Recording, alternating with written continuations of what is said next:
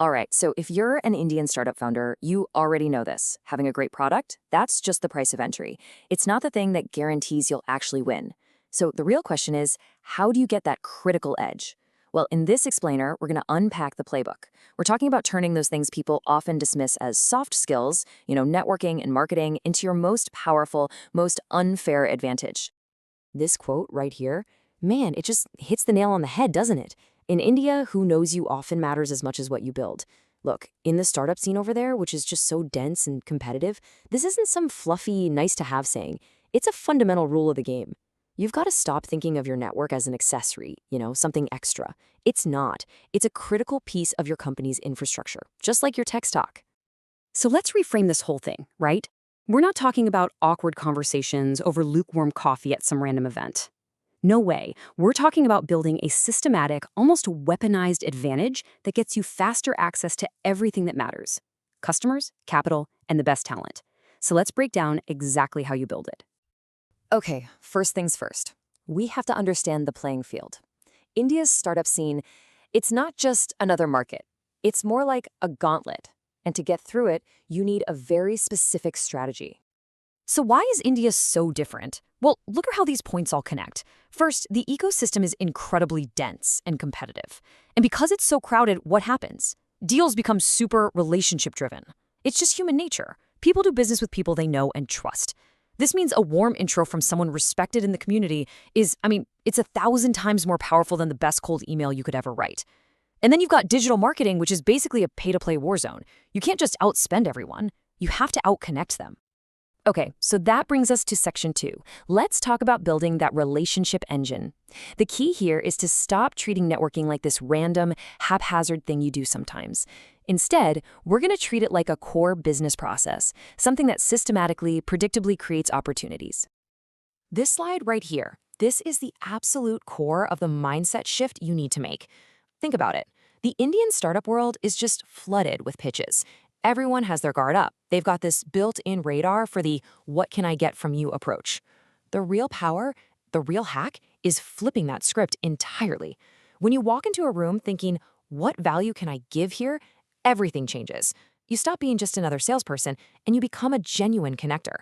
And that's how you build trust. At the end of the day, trust is the currency that actually closes deals in this ecosystem. So how do we make this practical? It's all about moving from just random action to a deliberate system. Step 1, define your goals. Be super specific. Are you trying to raise a seed round, or are you hunting for your next 5 enterprise clients?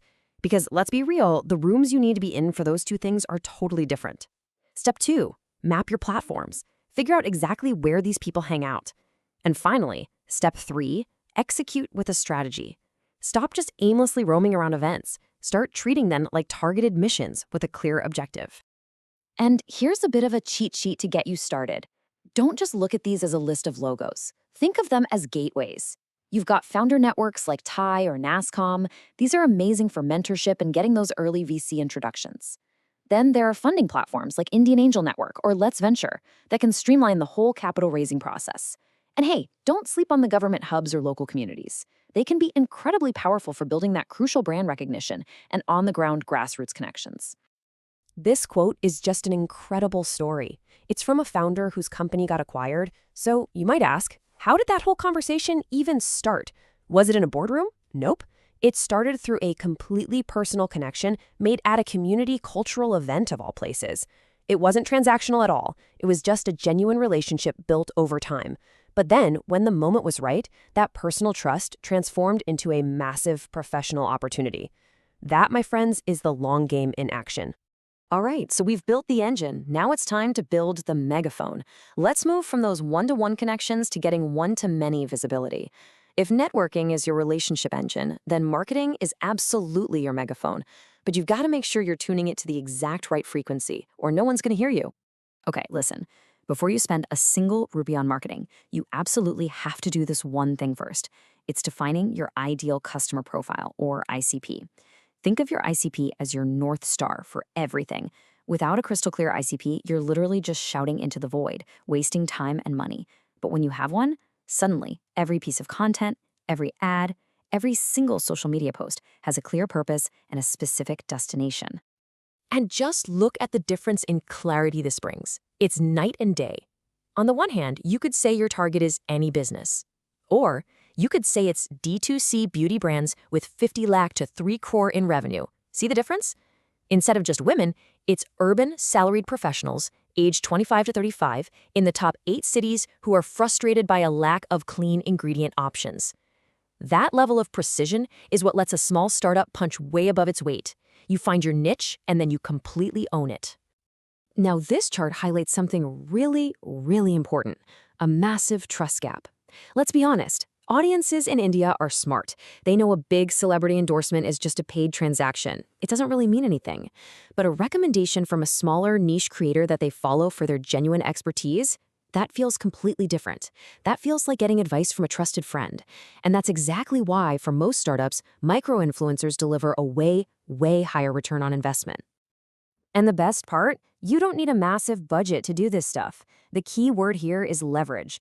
Instead of big ad spends, create content that genuinely solves a problem for your ICP. Team up with another startup that serves the same audience but isn't a direct competitor. Run a joint webinar or something. And please, use LinkedIn to actually build relationships, not just to blast out spammy sales pitches. A few smart, focused actions will always, always beat a scattered, expensive campaign. So you've got the relationship engine, you've got the visibility playbook. But how do you actually execute all of this without going crazy? Well, you need a system. You need a founder's operating system. I love this quote from Bill Gates because it's not really about software, it's about intense focus. In the early days of Microsoft, he was famous for blocking out huge chunks of time to do deep, uninterrupted work. As a founder, that is your superpower. Your ability to block out all the noise, all the distractions, and focus on the really high-leverage stuff, like building those key relationships and nailing your marketing strategy. That's what will set you apart. And this brings us to a really crucial point. Your job as a founder is not to do everything. It's to be the chief architect of growth. Your time should only be spent on the things that only you can do. We're talking about setting the vision, securing capital, attracting that A-plus talent, and, most importantly, building the systems, like the ones we've been talking about, that allow the company to scale way beyond just you. So here's how you put it all together. Think of this as your weekly growth ritual. It's super simple. First, set clear quarterly goals. What do you actually want to achieve? Then, break it down into a simple weekly action plan. Make 5 to 10 targeted, meaningful new connections and create one valuable piece of content. That's it. See, it's not overwhelming. It's just consistent, focused action that feeds your growth system week in and week out. So I'm going to leave you with this one final question to think about. I want you to take a really hard look at your calendar. Is it designed for growth, or is it just a glorified to-do list filled with reactive, low-value tasks? Have you intentionally designed your weeks to drive the networking and marketing that will actually build your company? Because at the end of the day, in the Indian startup gauntlet, how you spend your time, that's how you win the game.